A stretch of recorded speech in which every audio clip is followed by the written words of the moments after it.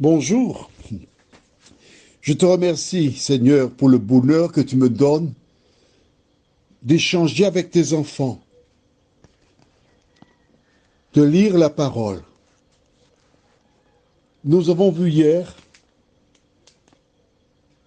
ce que l'Éternel dit de celles et ceux qui ont des idoles. Et ensuite, comment les enfants de Dieu se sont débarrassés pas des idoles, toutes les idoles qu'ils avaient. Aujourd'hui, nous lirons dans le livre de 1 Corinthiens 12, versets 1 et 2. Après cette étude, nous ne parlerons plus d'idoles, nous continuons à avancer pour mieux comprendre la parole de l'Éternel. Prions. Notre Seigneur et notre Dieu, merci pour la parole. Merci pour le salut. Merci pour la vie éternelle. Saint-Esprit, merci de nous conduire dans toute la vérité. Et que nous puissions en tout temps et en toutes circonstances briller pour toi, nous t'en prions, au nom de Jésus et pour ta gloire éternelle. Amen. Nous lisons dans 1 Corinthiens chapitre 12, les versets 1 et 2. Pour ce qui concerne les dons spirituels, je ne veux pas, frères, que vous soyez dans l'ignorance. Vous savez que lorsque vous étiez païens, vous vous laissiez entraîner vers les idoles muettes, selon que vous étiez conduits. Saint Paul nous informe ici que lorsqu'on est païen, on se laisse entraîner vers les idoles muettes. C'est-à-dire les idoles muettes, parce qu'il y a des idoles qui parlent. Johnny Hallyday, par exemple, était une idole.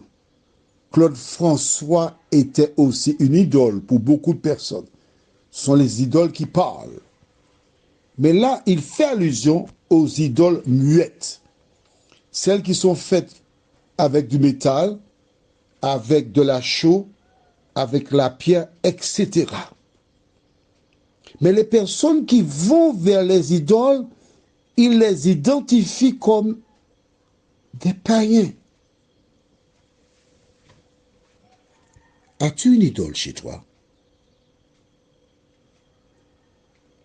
Vas-tu vers cette idole? Que dit la Bible de toi? Non, je devrais plutôt dire, que disait la Bible? Non, je devrais plutôt dire, comment était ta vie avant d'écouter cet audio? Parce que je reste persuadé que si tu aimes l'Éternel, tu as pris le sachet dans lequel tu déposes sans bruit les idoles. Parce que la Bible dit que celles et ceux qui ont des idoles sont des païens. Ce n'est pas moi qui le dis, mais c'est moi qui le lis de la Bible. J'espère que tu as ton cahier, parce que nous allons maintenant dans le livre de Deutéronome.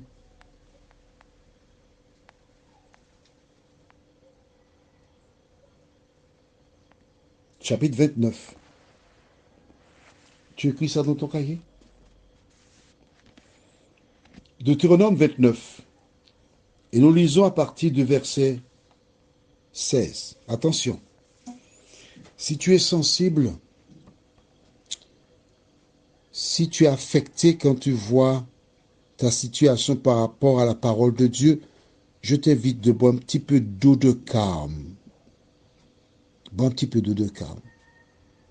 Passe un petit peu de produit pour te relaxer dans ton visage. Ça va bouger, je t'avertis. Nous lisons dans Deutéronome 29. Tu as trouvé la Bible déjà. Si je tarde un peu, c'est parce que je voudrais que tu prennes la Bible pour lire en même temps que moi. Tu sais pourquoi? Parce qu'en lisant en même temps que moi, tu pourras continuer seul. Car quand tu entendras certaines choses, tu risques d'être tenté d'éteindre l'audio. Deutéronome 29, et lisons, toi et moi, dans la Bible, à partir du verset 16. Vous savez de quelle manière nous avons habité dans le pays d'Égypte et comment nous avons passé au milieu des nations que vous avez traversées. Vous avez vu leurs abominations et leurs idoles, le bois et la pierre, l'argent et l'or qui sont chez elles. Qu'il n'y ait parmi vous ni homme, ni femme, ni famille, ni tribu dont le cœur se détourne aujourd'hui de l'Éternel, notre Dieu, pour aller servir les dieux de ces nations-là. Qu'il n'y ait point parmi vous de racines qui produisent du poison et de l'absinthe. Que personne, après avoir entendu les paroles de cette alliance contractée avec serment, ne se glorifie dans son cœur et ne dise « J'aurai la paix ». Quand même, je suivrai les penchants de mon cœur et que j'ajouterai l'ivresse à la soif. L'Éternel ne voudra point lui pardonner. Mais alors, la colère et la jalousie de l'Éternel s'enflammeront contre cet homme. Toutes les malédictions écrites dans ce livre reposeront sur lui et l'Éternel effacera son nom de dessous les cieux. L'Éternel le séparera pour son malheur de toutes les tribus d'Israël, selon toutes les malédictions de l'alliance écrites dans ce livre de la loi.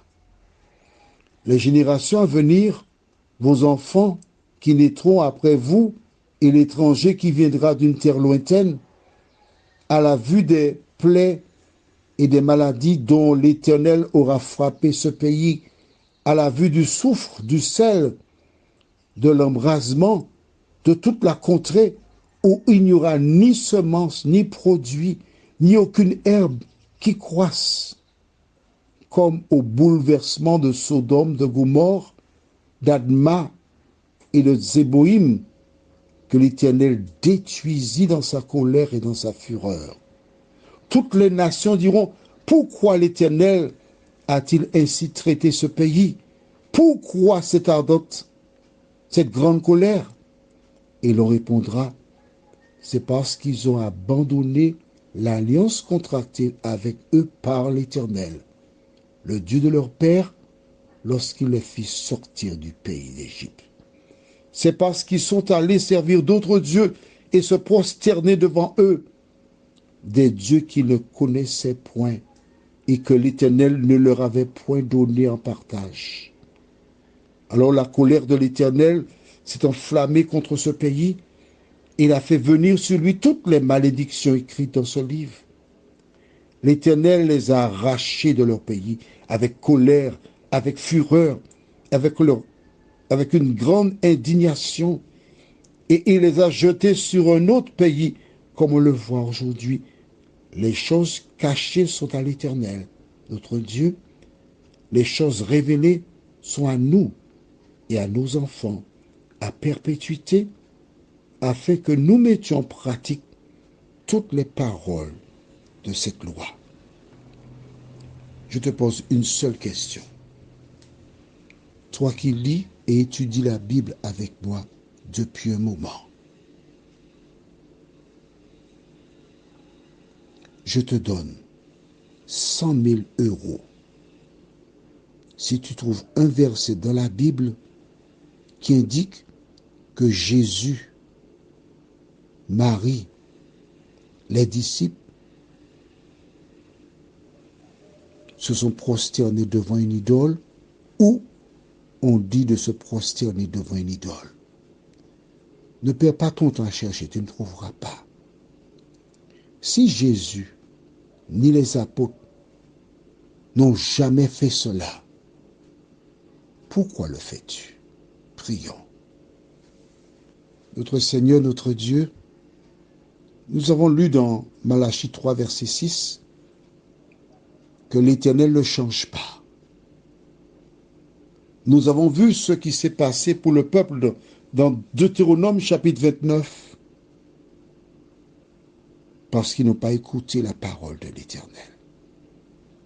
Nous avons vu ce qui s'est passé pour Balaam, cet homme, ce devin, qui disait craindre l'Éternel, mais qui se mélangeait aux autres et qui perdit la vie.